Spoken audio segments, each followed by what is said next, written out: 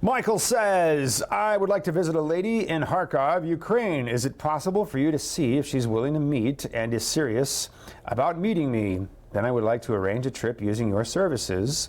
I've heard good things about you from others. Michael, thank you very much. Here's what I would suggest you do.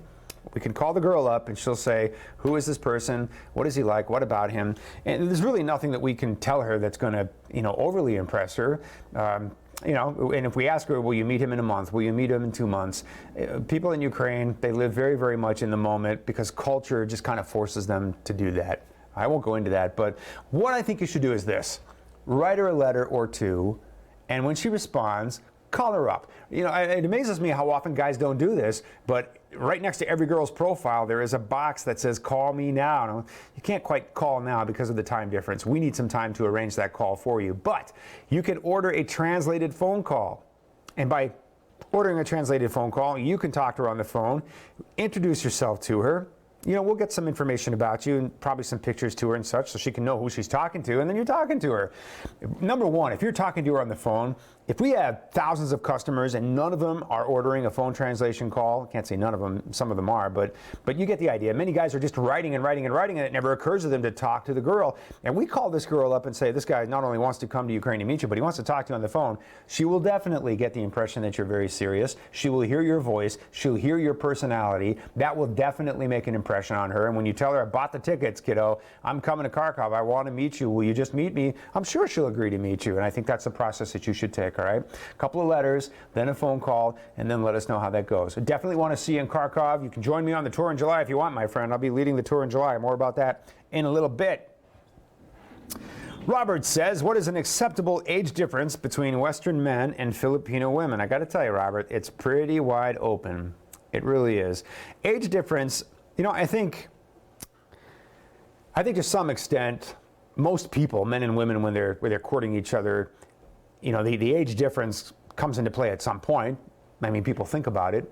But I have to say, in Filipino culture, I think they think about age difference for about 20 seconds. It just seems to not be very significant. Now, in other cultures, I can tell you that's definitely not the case. In other cultures, women definitely have some expectations that are pretty broad, but still, it's nothing really is quite as unique as Philippine culture. Philippine culture, age difference is probably not a huge concern for most of the women within reason. So I think you're good there, Eric. I know a little bit about you. You know I do. I would totally encourage you to go to the Philippines. A few more questions, guys, while we're watching this excellent video from my last July Odessa tour, all right? Look at that room. That is a crowded room. Now, I'll tell you what, guys. I had 60 guys on that tour. Can you imagine? 55 of them were relatively happy and relaxed guys. The other 5, we had a little work to do. They were trying. But there's one character I keep seeing in our videos. His name is Thomas. He's the African-American dude who's always smiling and dancing. And I got to tell you, man, when you go to Ukraine and you're smiling and dancing, the women are going to be all over you like apples on a freaking tree. Because that is the exact antithesis, the exact polar opposite of what they see on a daily basis. They like men who smile. They like men who are friendly. They like men who are, open and not grumpy, not tired, not complaining. It just amazes me that men put themselves in this environment and can't have fun. I'm telling you, you need some therapy if you can put yourself in this environment and not have fun. Look at Thomas, right? By the way, he's engaged to a very nice girl from Kherson. I was with Thomas for 3 weeks, and he was nothing but pure fun for 3 weeks. Gave me not an ounce of concern or worry, had my back. What a great, great, great guy. I live to be on tour with guys like that. And if that's you, if you could put yourself in this environment and smile and be friendly, you're going to have such a great time, I promise you. All right. A few more questions. Gio says, so this week's new profiles, I'll start with 18. Does that mean they actually joined last year? What's interesting is I'm not sure why we don't have profiles. Thank you, Gio. I'm not sure why we have profiles that don't begin with 2019. It is possible that some of those joined last year. Sometimes it takes us 30 days, 60 days, even 90 days to get profile up on the site once they register with us. I mean, we're adding 100 plus women every week, guys, right? And we have thousands of women already. So I would expect that if you see a girl with a profile who's begins with a 1-8, that she probably joined us at the end of last year, possibly the beginning of this year, something like that. And by the way, we've done I mean, what have we done? Maybe 6 or 7 tours since the end of last year. So there's not a huge opportunity for these women to meet somebody. Yeah, Melvin says, I want to make a suggestion for a future webcast. Have Gustavo, our great manager in Costa Rica, Sarah, our great manager in Peru, and Maria, our manager in Colombia, appear to discuss and promote Latin America respectively. Melvin, dude, that's brilliant. I wouldn't mind doing that at all. I really wouldn't. Maria is quite a personality, actually, and she's relatively new. Got to work on that. I'm going to see what I can do for you, Melvin, all right? I appreciate that so much. And guys, I'll tell you what, maybe not necessarily tonight because I got stuff going on here with the webcast, but if you have any suggestions for future webcasts, anything you want us to talk about, I will absolutely happily consider it for you. Just write to me, bud@loveme.com, all right? 1 or 2 more questions, and then we'll jump into a little presentation that I have for you while you're watching right now. Excellent video from Medellin, Colombia. This is a recent Medellin social. Is that Medellin or Cartagena? I'm sorry, Kirk. That's Medellin. So it is. A lot of women sitting there with nobody to talk to. Dr. Dave, great dancer, extremely fine guy. There's another guy, man. What a class act that dude is. Blessed as blessed can be to have you guys. So Chuck says, what tips do you have to help us guys meet and greet great ladies in Ukraine? How about shoes, wear a watch, clothing, work out at the gym 6 days a week? Well, that definitely wouldn't hurt your chances. I will say this, Chuck, you're onto something. Guys, look. So when we go to Colombia, when we go to Ukraine, when we go to China, when we go to certain places, you have to notice that women are very stylish. I mean, they may not have a lot of money, they may not have a huge budget, they may not have a lot of clothes. I don't mean to make them sound poor and desperate because they're not, but they may have a limited wardrobe, let's put it that way. But what they wear with tremendous pride. It's never wrinkled. It's always matching colors, right? You know how women are, right? But foreign women, and certainly Ukrainian women, since Chuck is asking about Ukrainian women, they are very, very image conscious, meaning the presentation that they make matters, right? They want to wear something which is flattering for their figure. They want to wear colors that are bright and beautiful. They want things to match in certain ways. They put tremendous effort into their appearance, which is why we find them so attractive, which is why we go halfway around the world to meet them in the first place, right? A lot of guys take offense at this, and this is not something that I'm saying to offend you. Chuck asks, so I'm going to give it to you. Women in Ukraine will notice how you look, because women in Ukraine believe if you don't look sharp, you don't care about yourself. If you don't look sharp, you don't have enough self-esteem. So they want to see you wearing clothing that is stylish, and it doesn't have to be something expensive, but stylish, stuff that fits your form, not baggy. The American standard fashion is a button-down shirt that's 3 sizes too big, khaki pants, and gigantic Converse sneakers. Nothing against Converse sneakers, but that's our American fashion. Style is just not something we're generally concerned with. If you're wearing dress jeans and a dressy button-down shirt that you're leaving out, not tucked in, and a blazer like the one I'm wearing, maybe some very nice dress shoes, a little bit of jewelry, that's a great look, right? If it's too warm, ditch the blazer or wear a short-sleeve polo shirt, but dressy jeans, dress shoes. Women care about that a great deal. You always show up for a date clean-shaven, rocking the very nice cologne, not the cheap stuff. I mean, you're smelling good, you're looking good, and you're just presenting yourself in a manner where the women think you care about how you look, which is exactly what they're looking for and want. It will impress them, definitely, so that's very, very important. I don't know about going to the gym 6 times a week, but if you can do it, bro, good for you. What's important, guys, I will say this, at the very least, weeks before your tour, get out and walk. If you have a few pounds to lose, and who doesn't? Get out and walk, man. Just walk. Walk a mile a day, every day. Watch what you eat. Don't eat too late in the evening, and walk every day. Keep your metabolism jamming. You'll lose a few pounds. I tell you what, when you get to Ukraine, you can eat everything in sight and you'll still lose weight because the food is incredibly healthy. It's not GMO. It's very organic. There's very little processed food in Ukraine, anywhere. In fact, the only place you're probably going to find processed food in Ukraine is at the McDonald's, to be honest with you. So their diets are incredibly lean and very, very healthy. Smile, be friendly. That's absolutely important. When you're on our tours, it's very important you follow our advice, because every piece of advice that we give you is there for a reason. So if I tell you, avoid this restaurant, definitely go to one of these 6 or 7 or 8 restaurants. Follow that advice. That'll serve you well. And more importantly, guys, just be friendly. Dear God, just be friendly and positive and relaxed, because that's absolutely what the women want to meet. But I'll tell you what.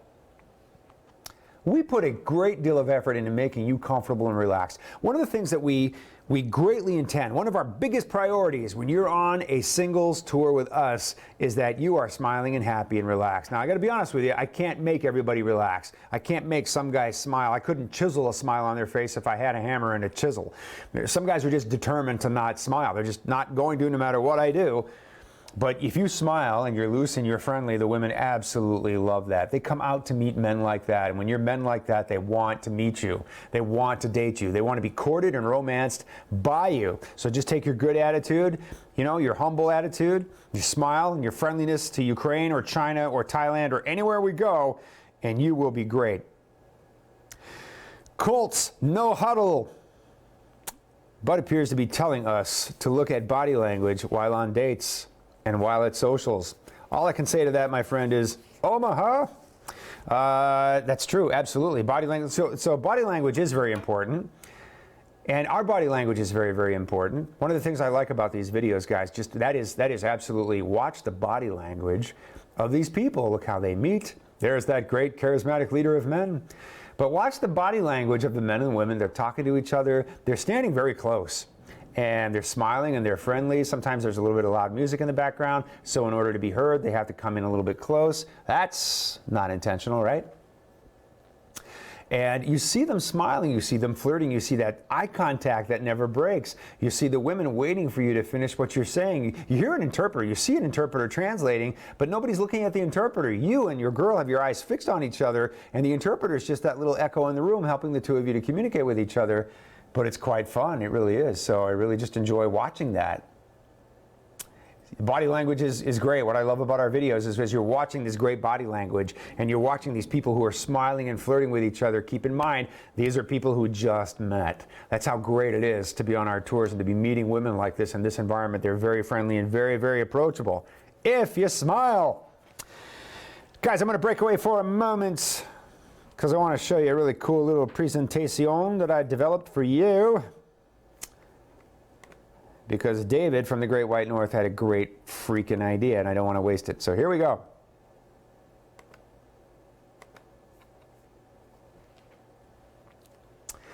Many of you have not traveled internationally before. Let me see. I'm getting a little ahead of myself there. And some of you are wondering, what is it like to travel internationally? I mean, what happens when you travel internationally? Let me try that again. So what I want to do is just talk a little bit about some things that you will do before you travel internationally and some things that will happen during your travel and when you land in your destination, all right? So let's think about that a little bit. When I am preparing my guys for their tour, I will do a conference call with everybody on the tour. And we'll do an agenda and an itinerary, and we'll go over it.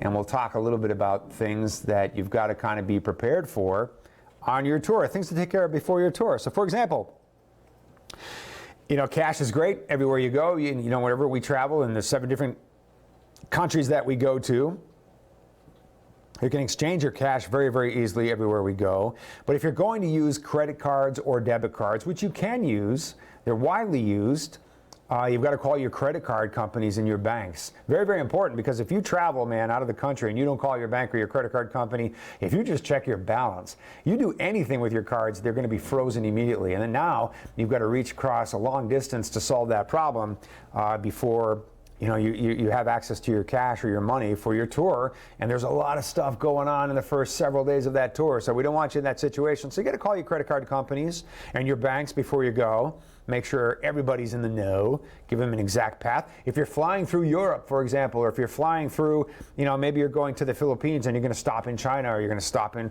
South Korea or someplace like that, or Thailand. You just want to let your banks know your exact flight path so that if you're going to be hanging out, killing some time at an airport while you're waiting to change planes, somewhere in the world you can use your debit card or your credit card if you want to. Traveler's checks generally, they're not very useful on our tours. They're useful, certainly, but on our tours, when you travel internationally, I find that traveler's checks are not that widely accepted. So I would avoid them. I would take whatever your budget is for your tour, I would take half of that in cash, and the other half I would have available on your credit card or your debit card. Medicines, right? Prescription medicines, very, very important. You can't be without those, right? So you take those in your carry-on luggage. Those always stay with you. Any over-the-counter stuff, you can check in to your checked-in luggage. So I will tell guys, that we all have a go-to, pain reliever for a headache, right? Or something we take for an upset stomach. Whatever that is. If there's stuff out there that's over the counter that you take that works for you, every time you get a little situation, go get some of that and make sure you take some of it on our tours. There's great medicine available in all the countries that we go to, but the manufacturers are frequently different, and there are a lot of brands that we're just not used to, and it may be hard to find something that's very, very simple, or just may not be convenient to get to a pharmacy. So take your medicines, make sure you got plenty of them. Prescription meds stay with you. TSA is going to let you, security will always let you keep your prescription meds with you.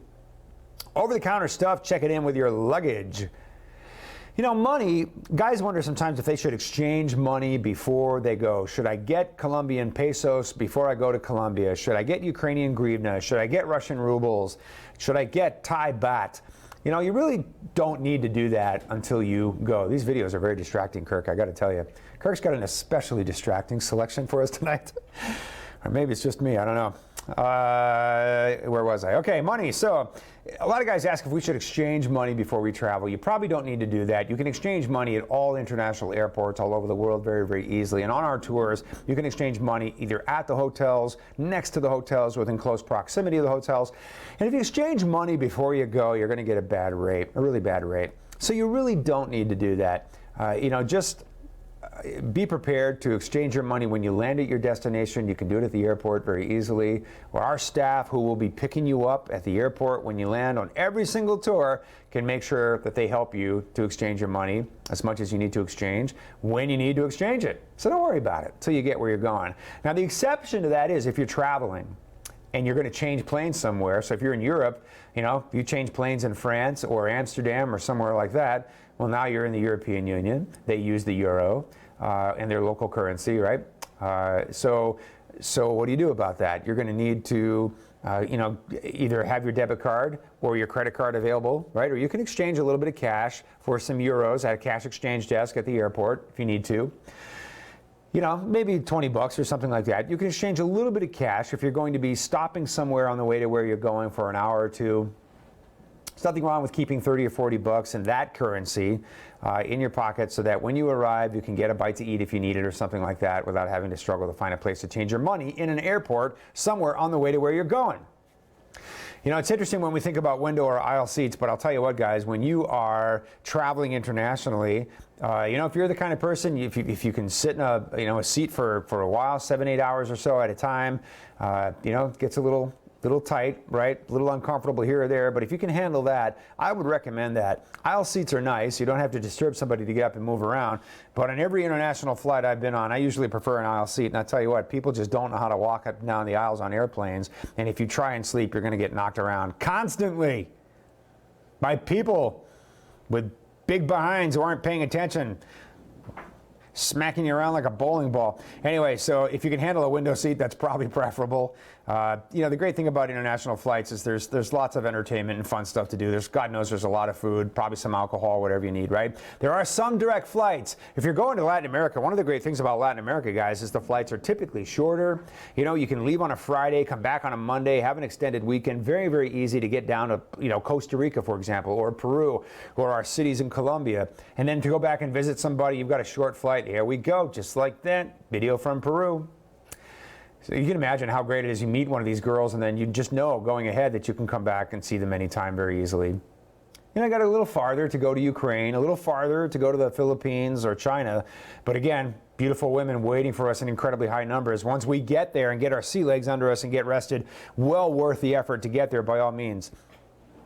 But there are direct flights. Sometimes you just have to count how many stops there are. If I was going to China, if I was going to the Philippines, I would probably book a flight that had a couple of stops. A lot of people would rather just get there, and I understand that. But I'd like to take a break after 6 or 7 hours, have an hour or so to catch lunch at an airport, get up, walk, stretch, get back on the plane and keep on trucking, right? Security, like our TSA, for example, at our airports, a little bit different from place to place internationally. So when you're leaving internationally, from the States, you'll go through security on your way to getting on your plane.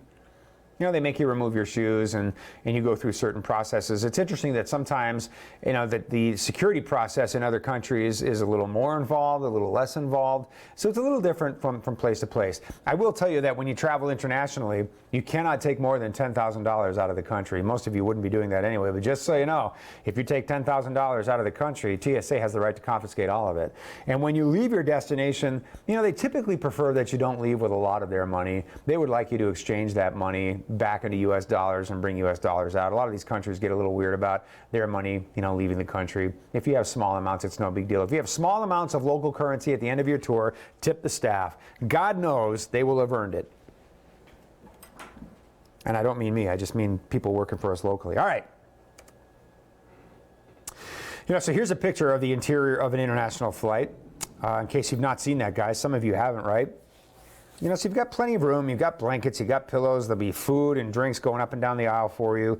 You've got, televisions and your earphones you can plug in. You can just listen to music and sleep if you want. You can watch. I usually end up watching several movies. I think probably half of all the movies I've seen in my life I've seen in flights. Some really good ones. So you get plenty of entertainment. I sometimes I'll just take a sleeping pill and try and sleep. I kind of hate that if I can't sleep, though. For some reason, I take the pill and I can't sleep, then I'm going to be a little groggy. But if you can sleep on the way to your destination, that's probably not a bad thing to do. Because I'll tell you what, on all of our tours, all of them, we start on a Thursday night. And in the first 24, 48 hours, 72 hours, we are rocking it. We're doing so much stuff. The schedule lightens up a little bit in those later days, but in those first several days, we're getting an orientation. We're doing a walking tour of the city, a bus tour of the city, 1 or 2 social events, meeting women, going out on dates, doing lots and lots of stuff. So you really want to be at your best. It's really great if you can get as much sleep as you can on your flight.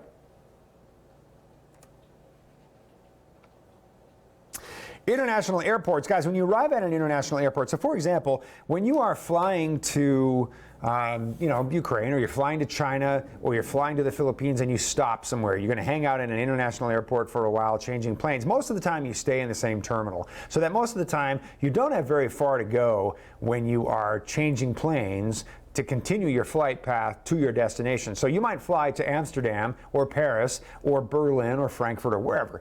You hang out pretty much in the same terminal, and then an hour, 2, 3 hours later, you get on a flight in that same terminal. Sometimes, of course, you have to change terminals. That's usually not a hard thing to do. There are buses that will take you. Sometimes you have to go through customs and go out, get on a bus or a train, go to the next terminal. It takes 10 minutes, come back in, go through go through security again to get on your plane. Sometimes you have to do that, but most of the time, if you're just making one airplane change internationally, you stay in the same terminal in the same general area of the airport, and you don't have to go very far. International airports, guys, I'll tell you what, many of them are incredibly cool places. They have really great cafes. They have great places to shop, small shops that are kind of touristy with snacks and food and bottled water and chocolates and that kind of thing. You have lounges, airport lounges. Every airline has, most airlines have a lounge. You pay a little bit of money to be able to hang out at the lounge, but there's usually free food and internet, gigantic lounge chairs, well worth it. In my experience, you've got the duty-free stores where you get a chance to buy some gifts or some really nice chocolate or alcohol or cosmetics or perfumes, maybe a gift for somebody on the way or on the way back. Of course, they have food courts, lots of options for you to get a bite to eat. And some airports are just gorgeous, gorgeous airports. I especially love the airport in Amsterdam. I guess I've mentioned it several times, but Schiphol Airport in Amsterdam is just amazing. There's so much there, and it's just beautiful and clean and very, very nice. One of my favorite. So the international airports themselves are a unique and fun destination, part of your journey, but a great place to spend some time, right? When you get to your destination, right, you're flying to Shenzhen, China for the upcoming tour. You arrive in China, or you arrive in Cebu City, or you arrive in Bangkok, Thailand. Any of the places that we go to, when you arrive in Kiev, Ukraine, you must go through customs first. You cannot get off your plane and wander around. Traffic is controlled, so you can imagine, right? You can't just wander around and get lost. You have to go through customs with everybody. So you go through customs, give them your passport, say hello, they stamp your passport. I always like the part where they look at my passport and look at me to make sure it's the same person. I don't know why. I always feel really weird when that happens. But anyway, they look at you to make sure, and I always try and wink or make them smile or something, because I think it's in their code that we're in customs, we don't smile. But I always like to try anyhow, especially in Ukraine. But anyway, you go through customs, and then there's only one other place you can go from there. You cannot wander around. You have to go and get your bags. So you will go and get your bags because there's no other door to go through. And when you get your bags, there's only one door for you to go through, and that will be into the general opening, the receiving area of the airport. So understand, you get off your plane, you must go through customs. You cannot go anywhere else. You must then get your bag. You can't go anywhere else. Then one door opens, and you go through that door, and there you are. That's generally where we are, with a sign with your name on it or a sign that says AFA. That's where we are to receive you, to begin you for the tour. Hey, how are you? You must be Bud. Great, nice to meet you. My name is so-and-so. I'm your driver. Let's take you to the hotel. Grab your bags, exchange money if you want to, and go and on your way to the hotel. It's interesting, in some airports at our destinations, I've seen, pharmacies, I've seen flower shops. I mean, it's just kind of cool. If you're new to the country, it's almost nice just to hang out for 15 minutes and just watch people around you. I remember the first time I was in Russia, and I'm at the airport in St. Petersburg, and I'm like, I'm here, I'm in Russia. I always dreamed of going to Russia, and here I am at the airport in St. Petersburg, and there are Russians walking around, go figure. But it's always kind of cool when you travel to a destination and you just hang out for that first 15 or 20 minutes, take a breath, and just watch people. It's so great. It's so great just to see local people walking around, being local. Taxi drivers are always kind of fun, right? You'll get taxis that come up to you. Taxi, taxi, taxi. They want to take you somewhere. They know you're a foreigner. I have a really great story. And I was in Moscow once, and I was looking for a bus that went from one airport to the other so I could continue my flight. And I couldn't find the bus. I looked everywhere. And this short little guy was following me for 15 minutes. Taxi, taxi. I'm like, no, I'm okay. No, thanks. No, thanks. Niet. No, in Russian, right? But he kept following me because he knew I was lost, pretty much. And eventually I gave in and said, okay, I was a little new to traveling to Russia. I think it was my second trip. First time to Moscow, big city. I wasn't really sure that I wanted to just get in a car with this random guy, and I wasn't comfortable at all. His name was Pavel, right? But the dude took my luggage, put it in his car, which I think was a Lada, which is kind of like the Russian equivalent of a Pinto. Remember the Pinto guys were the first line of defense in an accident? It's pretty much the driver's legs. It was one of those cars. And we're driving around Moscow, and he doesn't speak much English at all, but he's trying to be conversational and friendly. So he's driving along, and he's going, so, America, good? I'm like, oh yeah, America, good. Great, great. Russia, good? I'm like, oh yeah, Pavel, Russia's good. Bush, good? I'm like, well, yeah, Bush, he's okay. Putin, good? We're having this amazing in-depth conversation. I'm like, oh yeah, Putin, good. He's driving along. Basketball, good? I'm like, yeah, basketball's good. At one point he goes, America, shoot Afghanistan, good? I'm like, oh boy, this is going in a very uncomfortable direction. Managed to steer him away from that. And then he's driving along, he's pointing at these birch trees, and he's going, suck. I'm like, huh? Suck. I'm like, suck? Birch trees? What? I didn't know what he was talking about. Anyways, it turns out suck is the Russian word for juice. And he was trying to tell me that Russians drink the water from birch trees. They believe it to be very medicinal and very healthy. And you can find this actually in Trader Joe's, I think in some, Whole Foods and some of these, different markets.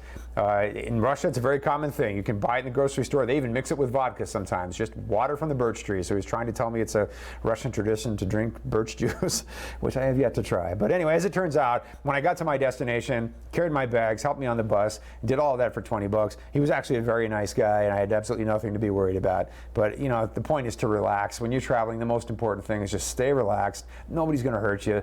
Be friendly and smile. That'll always get you some cooperation and some help. And just enjoy what you've put yourself in, because what you put yourself in is such a great opportunity. And remember, guys, when you get where you're going, these videos, that's where you're going to be, because the videos are real. You are going to put yourself in these videos, and we're going to have fun. Sometimes when you go through customs, they give you a form. Do you have stuff to declare? That means do you have stuff of value that we should know about, because certain things are kind of restricted. And I have guys that worry about, well, I've got a newspaper, I've got a bracelet. Don't worry about any of that stuff. Don't. If you bought stuff in large enough, if you bought a carton of cigarettes, or if you bring a case of alcohol, or you bring something, where there are multiple numbers of it, it looks like you could sell it on the black market or something like that, then declare. I've been to Ukraine 26 times. I've never declared anything, and I bring a lot of things for people. So, just don't worry about all of that. Again, if you bring a lot of a particular thing, you should definitely declare it. Customs people will be friendly to you if you're friendly to them, so no worries. All right. Hope you enjoyed that little presentation from the bottom of my heart. All right, guys, I'm going to get some more of your questions in, if that's okay. Guys, my name is Bud. Been doing this for about 20 years. Love sharing my experience with you guys. Appreciate your questions very much. For the remainder of our time, I'm going to go through all these questions for you.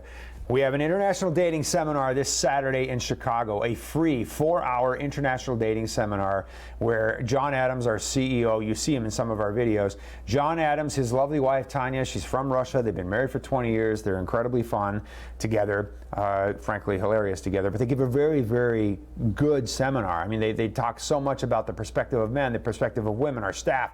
You know, you're looking at video footage right now from one of our social parties in Odessa, Ukraine. And the point I always make, and it's completely true, is you can put yourself in this video. You can go on our tours, be in this exact place in July. You can do that with me. I'll be hosting the tours in July. You can do it in September. You can do it in November. You can go to China. You can go to Costa Rica, one of our great destinations in Latin America. Costa Rica is such a popular travel destination. Colombia, we've got Cartagena, Medellin, we've got tours to Barranquilla. So many options for you. But of course you have questions around that. And of course you want to know, you know, those tougher questions. And you want to hear things you didn't even think to ask but are relevant to your search for somebody. How do you do that? You go to a seminar, a free international dating seminar this Saturday in Chicago and Sunday in Milwaukee. Go Bucks, man. What a great freaking series that is, huh? That's great stuff. So, Chicago, Saturday from 11 to 3. Sunday, Milwaukee from 11 to 3. We're going to be at a La Quinta Inn in both cities. If you would like to go, you can. It's free. Lunch will be provided, refreshments, etc., and you'll learn a lot and have fun. But you got to RSVP, bud@loveme.com. Get to Chicago and Milwaukee, guys. You want these seminars, I promise you. All right. Al says, how or when do women view the profiles, photos of men? Whenever you write to the women, they are going to definitely want to see your profile. Sometimes the women will see your profile before you write to them. If they come by our office or they're working with an agency that has access to your profile in our network, there's not one single woman that's going to write to you that doesn't want to know who you are, what you look like, how old you are, and what you're looking for. So if you're writing to the women on our website, one way or another, they're going to see your profile when they write to you, Al. It's very, very important to the women. When we call the women up and tell them, you know, somebody wants to meet you. Somebody's here on a tour. We're in town with a group of guys and he wants to meet you. They definitely want to know who he is, what he looks like, how old he is, what is he looking for. You know, they're just not into the blind date idea. So you can rest assured that the vast majority of women, most of the time when you're writing to them, are going to at least see your profile. Sly, I like it. A fly hat with a peacock feather. Damn it, Sly. I would not recommend that for anybody, but for you, Sly, that's going to work, no doubt about it. That peacock feather will come in handy later on. Do you help with the K-1 visa process? We have an excellent immigration attorney whose name is Lori Wu. She is from New Jersey. She does a great, great, great job with us. You know, we give you some great information about the fiancé visa.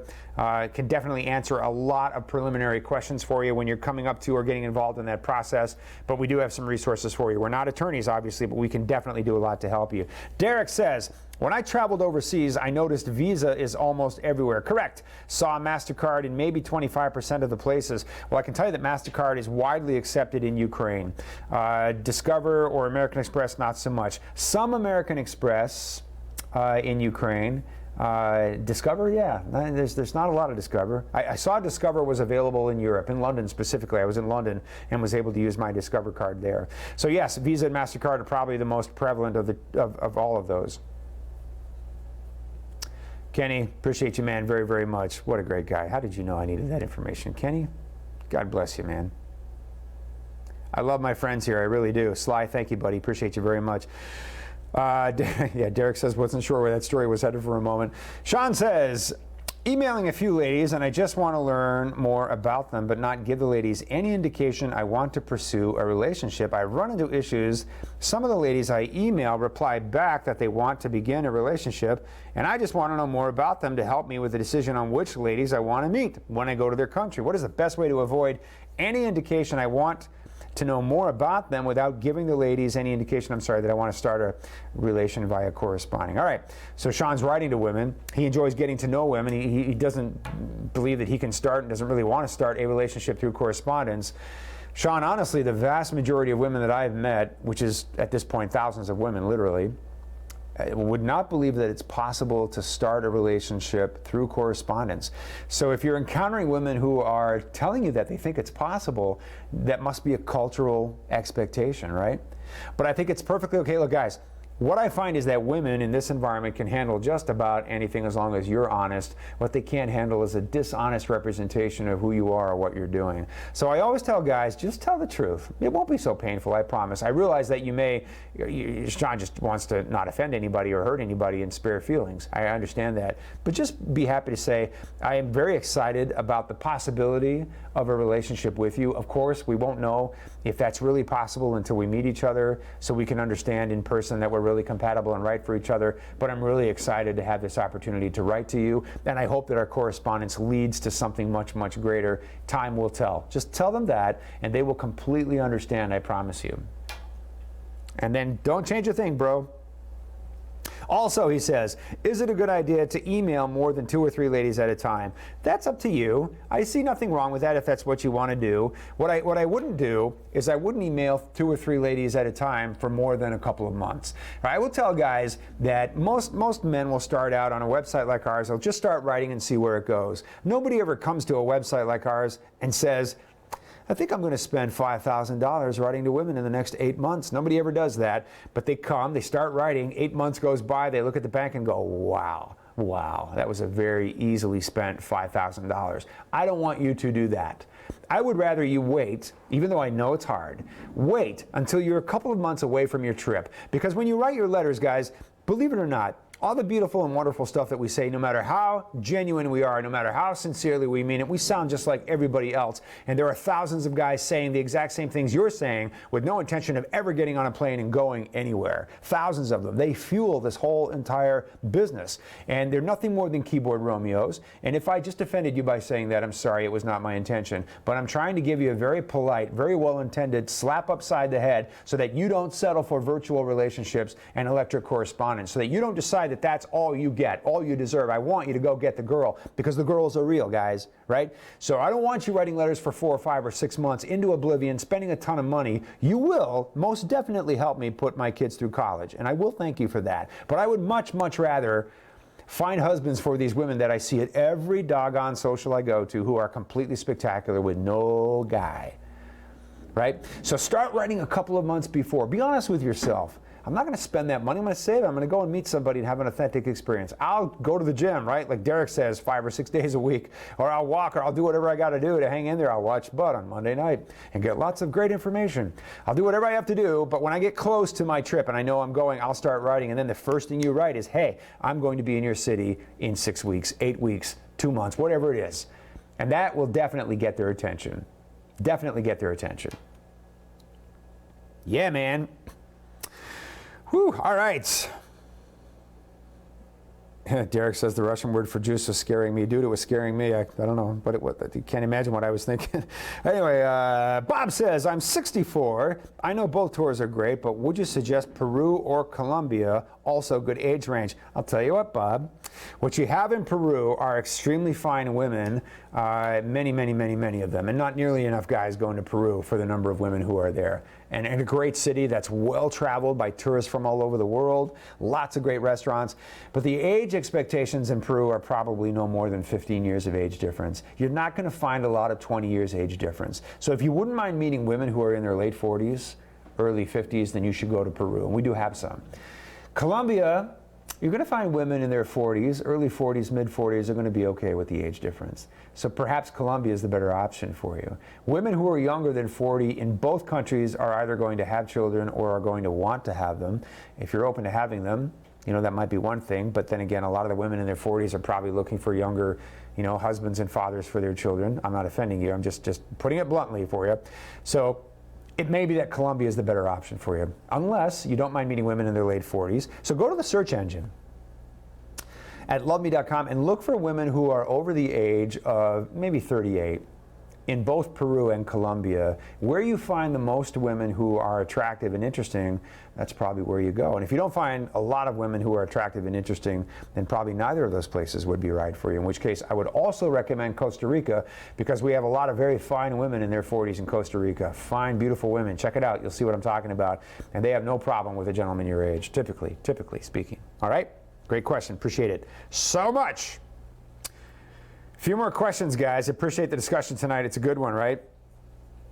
My name is Bud. If you're new to this, thanks for joining us. I hope this is good information. I do this every Monday night. Do we have Rona on deck this week? All right. Some of you guys have an eye on the Philippines. We haven't talked much about the Philippines tonight, but the Philippines is fabulous. What a great place to go and meet women. I work with a number of women from the Philippines, and they're just spectacular, and I love them. They're great. Married to gentlemen that I work with. Wednesday night, guys, this week at the same time, same place. We have Rona, who is Rona and Rob are one of the couples that work with us, and Rona is very sweet and interesting and funny, isn't she? And a lot of you guys, she's getting a lot of fans. And Rona will be here on Wednesday. A girl from the Philippines who's lived in America. How long has she been here, Kirk? A year or so, maybe? A little over a year. And she's very sweet. She's very funny and very direct, I find. But she's going to give you guys some great answers to questions about Filipino women. And so if you have questions for women in the Philippines, Wednesday night, same time, same place right here. You can meet with Rona. She'll conduct a webcast similar to what I'm doing. We'll have great video in the background. And you can talk to Rona and ask your questions, those of you who have an eye in the Philippines, this Wednesday night. James says, can you help me out? When I get to the London airport on July 11th, James is on my July tour and he's going to be traveling through London. Do I have to take the bus or train to get my next flight to Ukraine? I have 1 hour to get my flight. James, I don't think you have to take a bus or train. I think you're going to be departing from the same terminal. But please send me this question in an email so that I can research it for you. Let me know what airlines you're taking to and from London so I can research it for you, okay? So give me your flight information, brother. You may have already given that to me, by the way, but just send me an email, James, and I'll get on it real quick for you, okay? Sly says, I wonder how many small American vodka you can take to Ukraine as gifts. You can take 4 bottles in and 4 bottles out. Now, I'll tell you what, don't take American vodka to Ukraine. Well, I'll tell you what, let me qualify that, Sly. If you're going to take American vodka to Ukraine, take Tito's. What's another good American vodka, Kirk? Yeah, I'm not sure. A lot of American vodka is crap, to be honest with you. And you will realize that when you get to Ukraine or you go to Russia. Now, there's a very good Russian vodka, which is found in our markets all over the place in America. It's not widely known. It's called Russian Standard. And if you have a bottle of Russian Standard, that's very much like the incredibly tasty and smooth vodka from Ukraine and Russia. Russian Standard, my friend. So taking a good vodka to Ukraine would be interesting. You know, I've had Tito's. I think it's wonderful. I'm sure there are some other good American brands. I would just go to your better liquor store, a Total Wine, or someplace like that, and just ask somebody. I want to take a couple of good bottles, to Ukraine, so I can impress somebody whose vodka is typically really tasty, and that will be received really well. Chocolate, if you can get it there without getting it smashed, keep it in a special box. Those things are great. You know what's interesting, guys? Women in Ukraine, women all over the world, find it very difficult to buy cosmetics that are name brand, that aren't counterfeit. In Ukraine, Maybelline, Revlon, those name brand cosmetics are quite frequently counterfeited, but women like them very much. They love Clinique materials. They love stuff from Lush. So you can go and you can buy at Macy's, or you can go to even a Walgreens and just buy some lipsticks, 4 or 5 different kinds of lipsticks, some different kinds of, bits of makeup that are interesting, that are high quality, that are definitely, Revlon, Maybelline, L'Oreal, some of those really great brands. Put them in a gift bag, give them as a gift, and that will always be really well received. How about that? Great questions tonight, guys. We were just watching some of that Sunday night presentation. Sunday night is the news program, similar to 60 Minutes, right?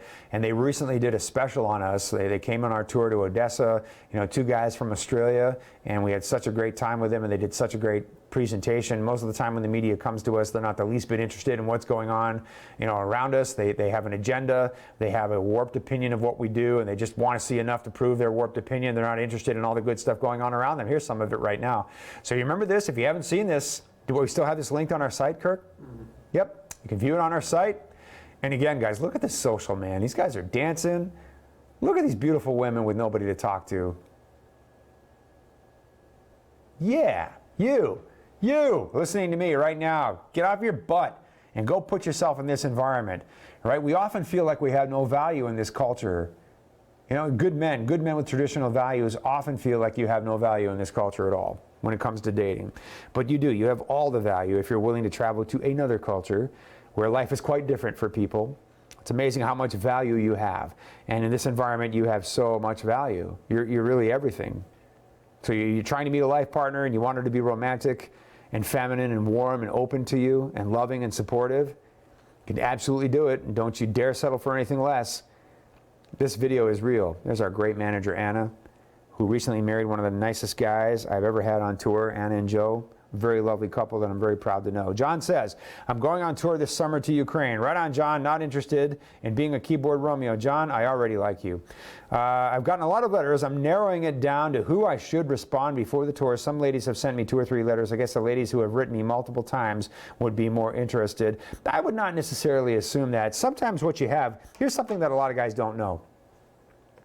And this is true of many, many websites that do what we do.